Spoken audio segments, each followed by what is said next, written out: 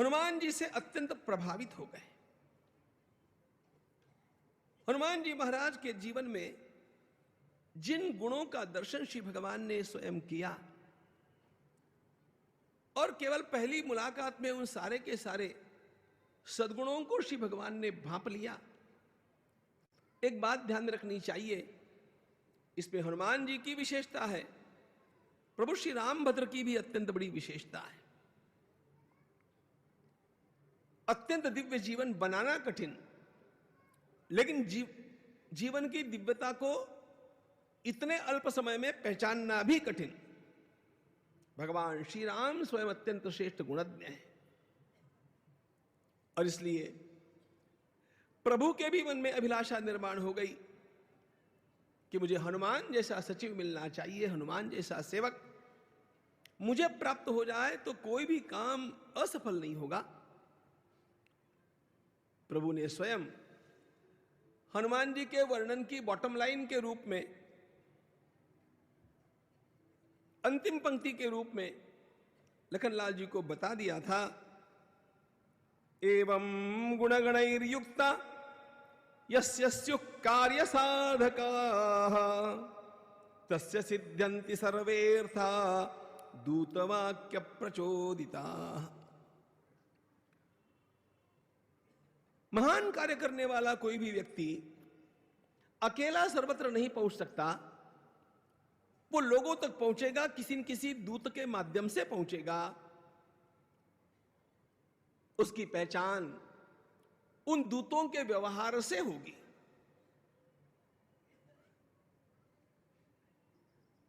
हनुमान जी में वे सारे गुण विद्यमान हैं जो सामने वाले को पूरी तरह प्रभावित करके उनके मन में परिवर्तन ला सकते हैं। प्रभु स्वयं इन गुणों से प्रभावित होकर के हनुमान जी के स्कंध के ऊपर बैठ करके चल पड़े। ऋषमुख पर्वत के ऊपर दोनों भाई हनुमान जी के स्कंध के ऊपर विराजे। मैं थोड़ा विनोद में कहते रहता हूं कि भगवान को भी फ्लाइट का पहला अनुभव हनुमान जी ने दिया। यह प्रभु की पहली उड़ान है। बाद में तो भगवान पुष्पक में बैठे लौटते समय, लेकिन वो बाद की बात है।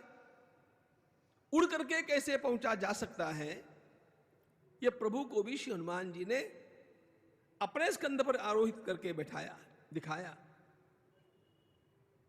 ऋषमुख पर्वत के ऊपर आ पहुंचे। स्वागत के लिए सुग्रीव सामने खड़े हैं। अयम रामो महाप्राज्ञ संप्राप्तो दृढ़ विक्रमः लक्ष्मणेन सह भ्रात्रा रामोयम सत्य विक्रमः। अब श्री हनुमान जी महाराज स्वयं भगवान श्री राम का परिचय सुग्रीव से कराते हैं। सुग्रीव के बारे में हनुमान जी ने भगवान श्री राम को जब ऋषमुख पर्वत की तलहटी में मिले थे तब सब कुछ बतला दिया था, लेकिन सुग्रीव को क्या पता है कि ये वीर कौन है। हनुमान जी ने पहले श्री राम का परिचय दिया। परिचय देते समय वे, अब देखो, भगवान को जैसे भगवान ने हनुमान जी को पहचान लिया, प्रभु की सारी महानता को हनुमान जी ने तुरंत पहचान लिया। अभी कोई भगवान का हनुमान जी के साथ बहुत समय तक रहना नहीं हुआ है। यह तो पहली मुलाकात, यह तो प्रथम भेंट है। लेकिन हनुमान जी महाराज सुग्रीव के समक्ष कहते हैं, इक्ष्वाकु कुल में जन्मे हुए अत्यंत श्रेष्ठ पराक्रमी और जिनकी वाणी में, जिनकी करनी में किसी प्रकार का असत्य आचरण कभी नहीं हो सकता, यह हनुमान जी महाराज ने कैसे पहचाना। देखो, इस प्रकार के ये मर्यादा पुरुषोत्तम श्री राम,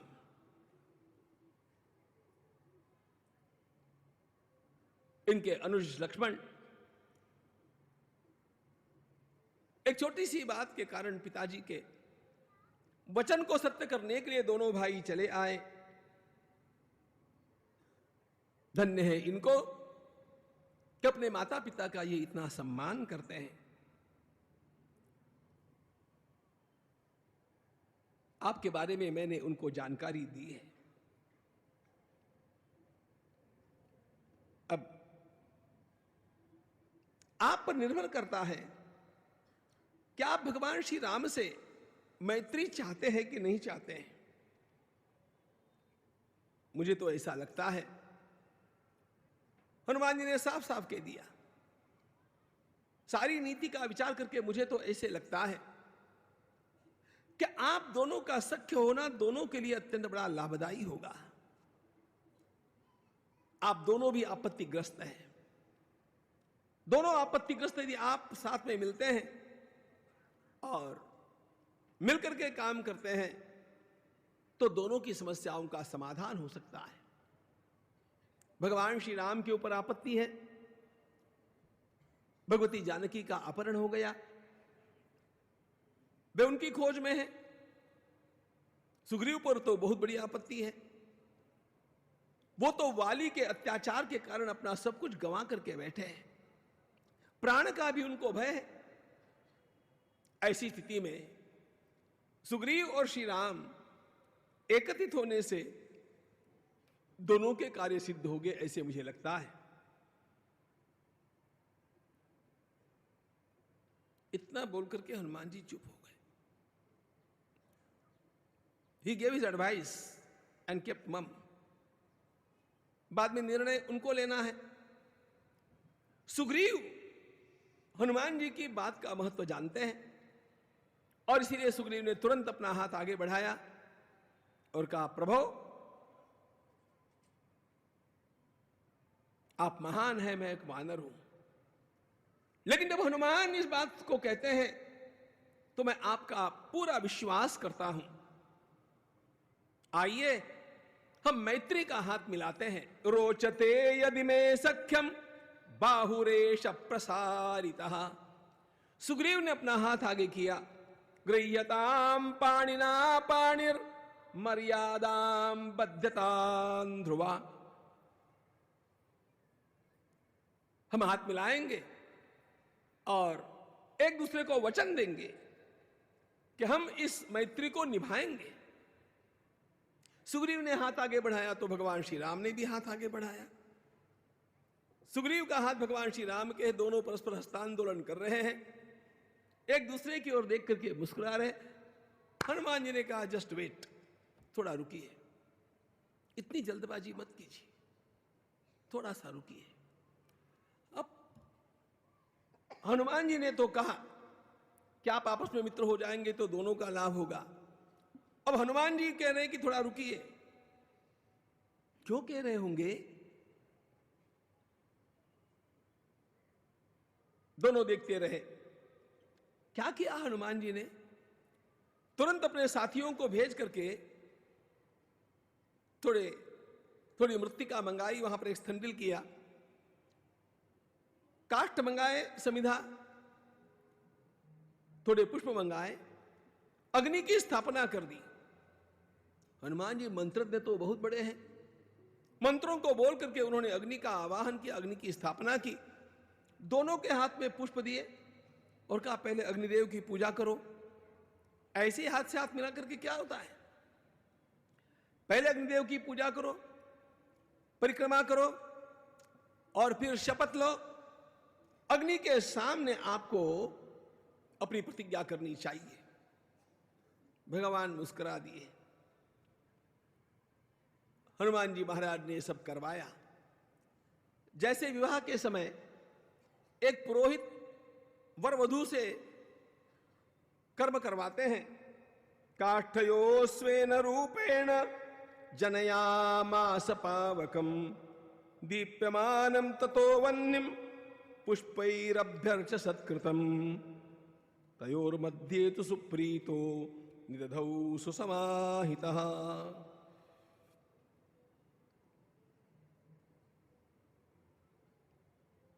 मंत्रों के माध्यम से अग्नि की स्थापना की, अग्नि का पुष्पों से पूजन करवाया, परिक्रमा करवाई और फिर प्रतिज्ञा करवाई।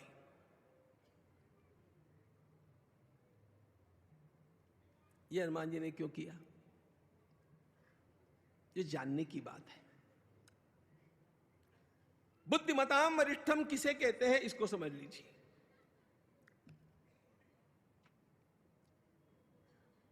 वैसे जो हनुमान जी ने कहा था वो भगवान ने पहले ही कर लिया था सुग्रीव के करने पर। सुग्रीव ने अपना हाथ बढ़ाया, भगवान ने उनका हाथ अपने हाथ में लिया, हस्तांदोलन हो गया, बात यहीं पर पूरी हो जानी चाहिए थी। हनुमान जी ने रोक करके ये कर्मकांड करवाया।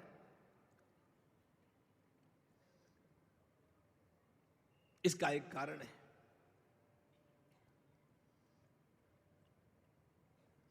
यदि वे केवल हाथ में हाथ लेकर के मैत्री करते तो वो एक केवल करार होता, लेकिन जब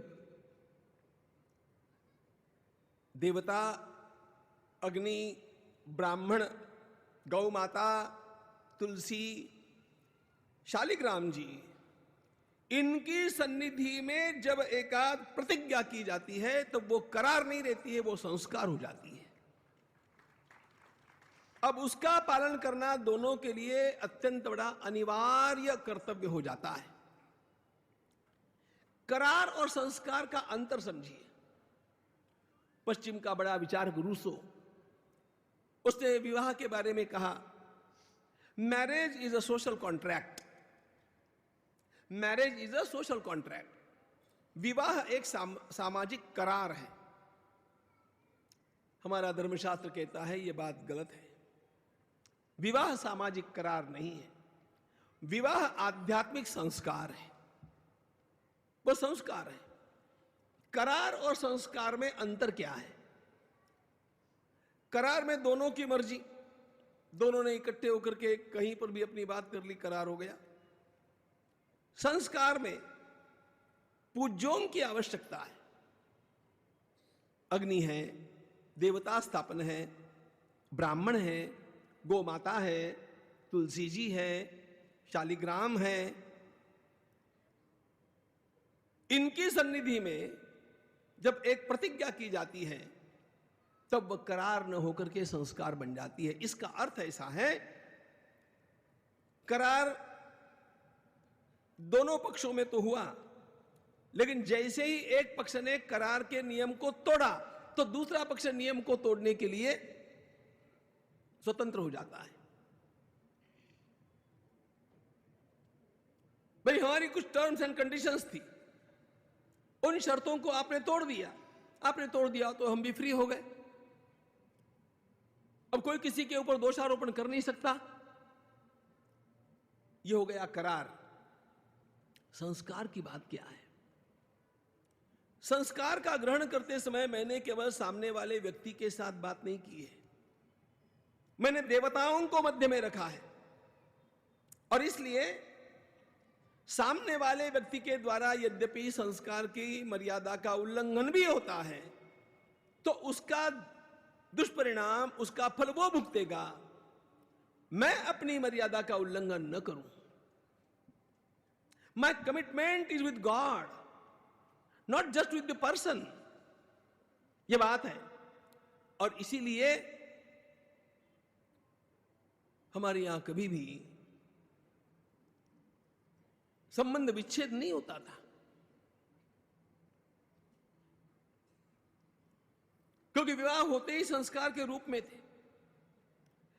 एक व्यक्ति के गलत व्यवहार के कारण जो कुछ बुराई होनी है उसका फल वो भुगतेगा, लेकिन मुझे तो, मैंने परमात्मा के अधिष्ठान के समक्ष यह प्रतिज्ञा की है, इसलिए उसका कर्म उसके साथ है लेकिन मेरा कर्म मेरे साथ है। कॉन्ट्रैक्ट में ऐसा नहीं होता है। और इसीलिए आप देखेंगे हमारी परंपरा में कितने ही पतिदेव कभी गलतियां भी कर दिए तो हमारी प्राचीन सतियां उनका त्याग नहीं करती थी, उनसे अपने को फ्री नहीं मानती थी। वे समझाने का प्रयास करती, कुछ प्रतीक्षा करती, लेकिन जीवन में यह सोचती नहीं कि मैं इसको छोड़ दूं और कहीं चली जाऊं। इसके कारण परिवारों की स्टेबिलिटी, परिवारों की स्थिरता रहती। अच्छा, एक व्यक्ति कुछ समय के लिए कुछ गड़बड़ कर दिया, आवश्यक नहीं कि वो जीवन भर के लिए वो करेगा।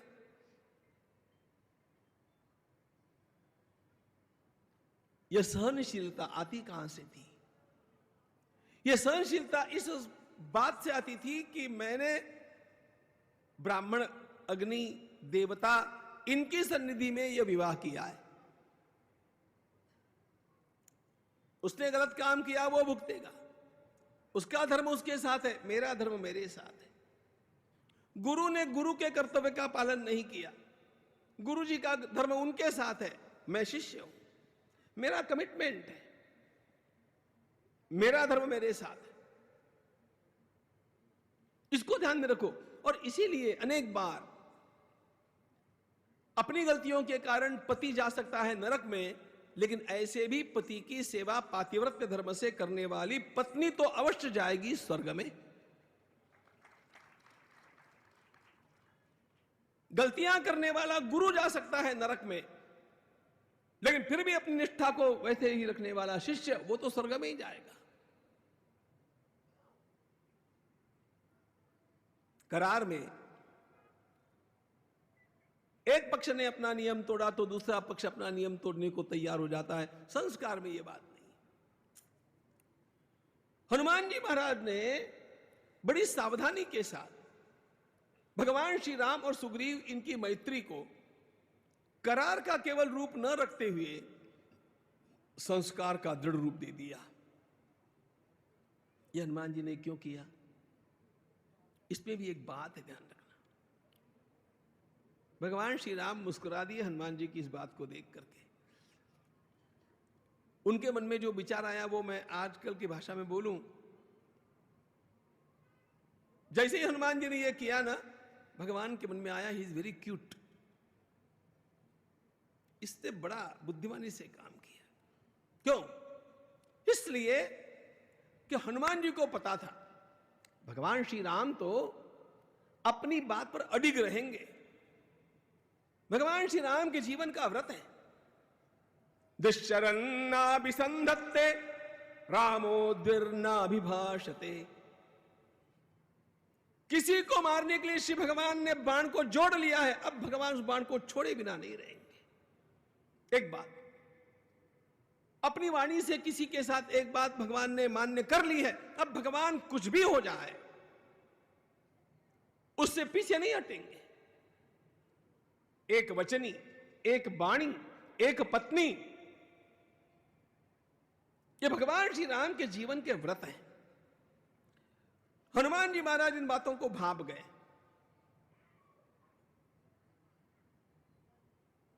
उनको इस बात का पता है कि भगवान तो कुछ भी होने पर अपनी मैत्री निभाएंगे, लेकिन हनुमान जी को अपने स्वयं के क्लाइंट का भरोसा नहीं है, सुग्रीव का भरोसा नहीं है।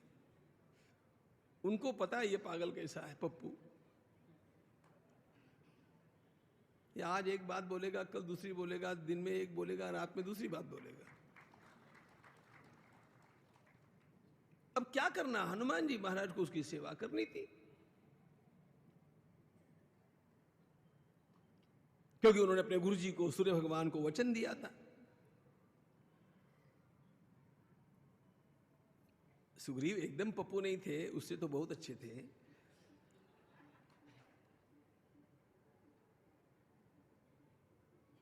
लेकिन फिर भी वे भगवान श्री राम थोड़े हो सकते हैं। हनुमान जी को सुग्रीव की कमजोरियां पता है, इसलिए श्री राम तो गलती नहीं करेंगे, लेकिन सुग्रीव जरूर कहीं ना कहीं गलती करेगा। उस गलती के समय भी भगवान श्री राम सुग्रीव को छोड़ न दे, इसलिए हनुमान जी के द्वारा की गई यह व्यवस्था है, ध्यान रखना।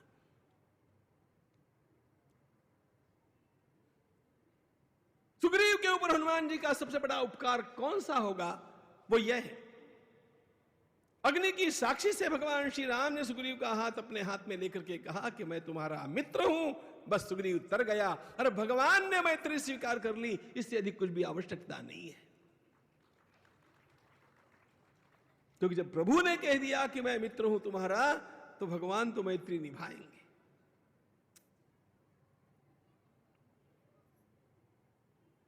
जीव की कमजोरी जीव के साथ है। सन्मित्र राघवाचा सुग्रीव आज झाला। भगवान मुस्कुरा दिए, ये कार्य पूरा हुआ। अब इसके पश्चात जो घटनाएं हुई वो श्री राम में और सुग्रीव में है, वो राम कथा की बातें हैं, इसलिए मैं उनको केवल संक्षेप में कह करके आगे चलूंगा। हम राम कथा नहीं देख रहे हैं, हम हनुमान कथा देख रहे हैं, इसलिए राम कथा की जो बातें इसके साथ जुड़ी हुई है उनको संक्षेप में देखना ही पर्याप्त है। मुख्य हनुमान जी की कथा हम लोगों को देखनी है। श्री राम और सुग्रीव का सख्य हो गया। इसके पश्चात शांति के साथ सब बैठे, फिर बातचीत चली। इस बातचीत के दौरान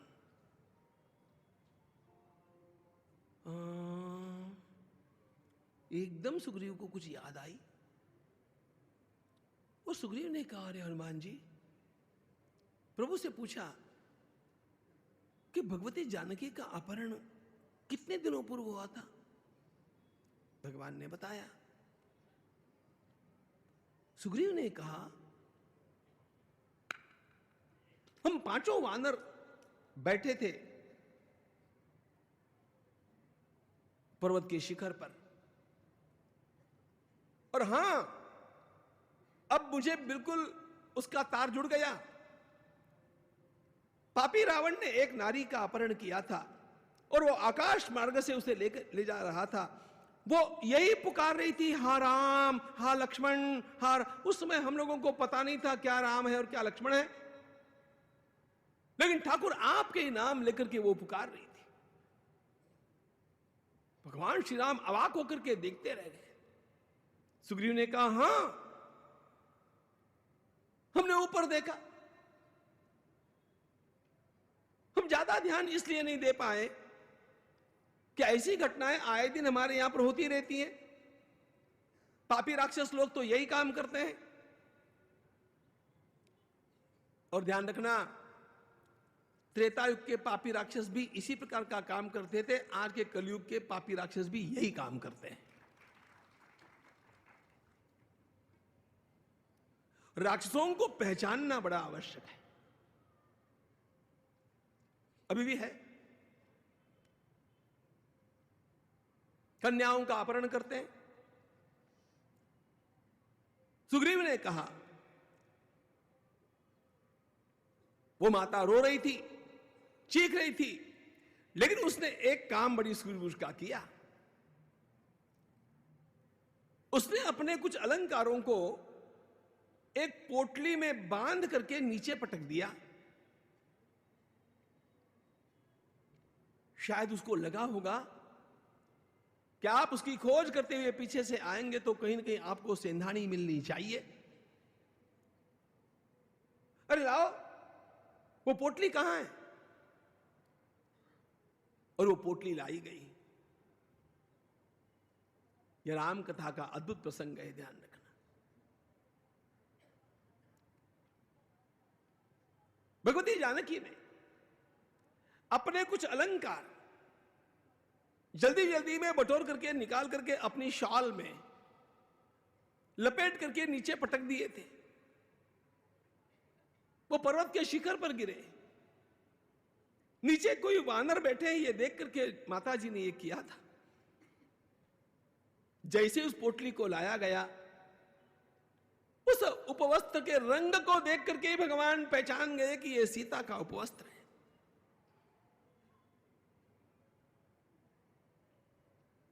ला करके वह प्रभु के करकमलों में थमाया गया। भगवान अपने हाथ में लेकर के उसे खोल करके देखते हैं। प्रभु के नेत्रों में आंसू भर आए। भगवान केवल देखते रहे, अश्रुपात होता रहा। प्रभु ने वो पोटली ऐसी की ऐसी समीप बैठे हुए लक्ष्मण के सामने की और कहा, लक्ष्मण जरा देखो तो ये अलंकार किसके हैं? लखनलाल जी ने उन अलंकारों की ओर देखा और उन अनेक अलंकारों में से लखनलाल जी ने चरणों में धारण किए जाने वाले नूपुर पायजेब उठा लिए, उठा करके अपने मस्तक में लगा करके कहा, भैया ये भाभी के नूपुर है, ये भाभी के नूपुर है। भगवान श्री राम ने पूछा,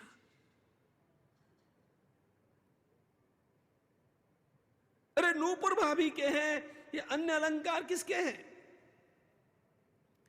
लखनलाल जी ने जो उत्तर दिया वह स्वर्ण के अक्षरों में लिखने जैसा उत्तर है। उन्होंने कहा, भैया मुझे पता नहीं, मैंने कभी भाभी के बाजूबंद देखे नहीं, उनके गले का हार देखा नहीं, उनके कानों के कुंडल मैंने कभी देखे नहीं, क्योंकि मैंने कभी अपनी दृष्टि को ऊपर करके उनकी ओर देखा नहीं। मैं रोज रोज केवल उनके चरणों की वंदना करता था। उनके चरणों की वंदना करते हुए मैंने केवल उनके नूपुरों को रोज देखा है, इसलिए मैं निश्चित कह सकता हूं कि ये नूपुर भाभी के हैं, बाकी मुझे पता नहीं। नाहं जानामि केयूरे, नाहं जानामि केयूरे, नाहं जानामि कुंडले, नूपुरे त्वभिजानामि नित्यं पादाभिवंदना।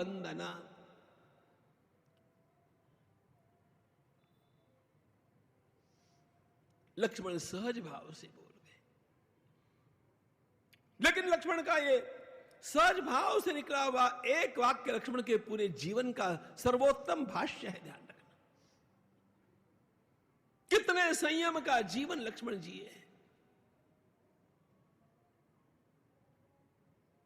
मनुष्य का जीवन सबसे पहले दृष्टि से बिगड़ता है। जिसने अपनी दृष्टि को संवार लिया, उसने अपने अंतरंग की सृष्टि को भी संवार लिया। लक्ष्मण का अपनी दृष्टि के ऊपर इतना नियंत्रण है, मेरी दृष्टि का मैं नियंत्रण नहीं करूंगा और ब्रह्मचर्य का पालन कर पाऊंगा, यह किसी के भी लिए असंभव है।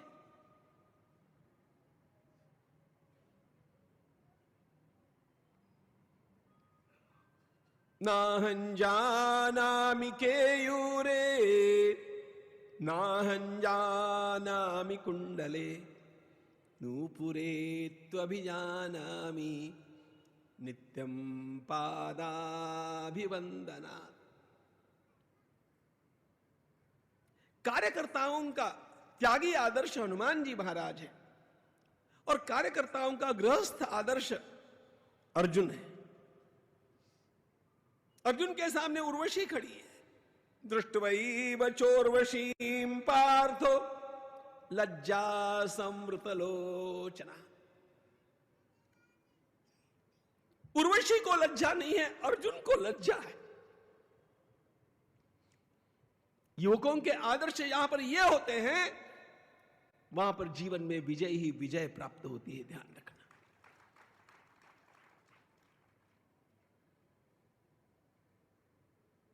पतित लोगों के बल पर विजय नहीं होती है। विजय उनके बल पर होती है जो त्यागी है, तपस्वी है, संयमी है, बलवान है, बुद्धिमान है और फिर भी मर्यादा का पालन करने वाले।